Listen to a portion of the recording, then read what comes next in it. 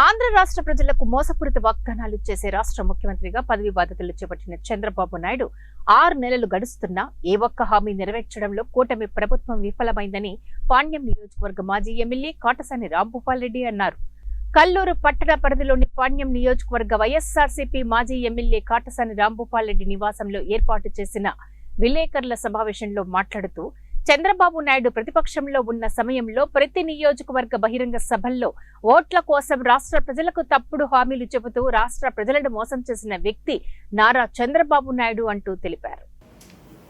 ఈ పాణ్యం నియోజకవర్గం కరెంటు బిల్లుల మీద ఒక రిప్రజెంటేషన్ ఇవ్వాలనే మా నాయకుడు జగన్మోహన్ రెడ్డి గారి ఆదేశాల మేరకు మొత్తం మన కార్యకర్తలతో ప్రజలతో కలిసి 27వ తేదీన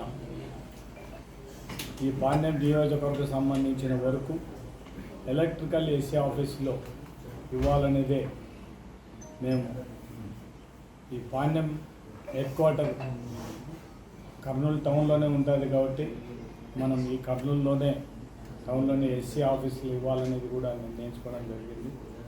కానీ వాస్తవాలన్నీ కూడా ప్రజలకు ఒక్కసారి చెప్దామనేదే ఉద్దేశంతోనే ఈ ప్రెస్ మీట్ పెట్టడం, ఈ కరెంటు మీద కూడా ర్యాలీగా పోయి ఎస్సీ గారికి ఇవ్వాలని కూడా నిర్ణయించుకోవడం జరిగింది. ఎలక్షన్ల ముందర తెలుగుదేశం నాయకుడు చంద్రబాబు నాయుడు ఇప్పుడు ముఖ్యమంత్రి గారు ఏం మాట్లాడిన మాటలన్నీ కూడా మనం ఒక్కసారి ప్రజలకు చెప్పాల్సిన అవసరం. ఎలక్షన్ల ముందర ఎలక్షన్ క్యాంపెయిన్లో చంద్రబాబు నాయుడు ఒకటే చెప్పడం జరిగింది, ఎటువంటి పరిస్థితుల్లో కరెంటు ఛార్జీలు పెంచమని చంద్రబాబు నాయుడు గారు హామీ ఇవ్వడం జరిగింది. అవసరమైతే కరెంటు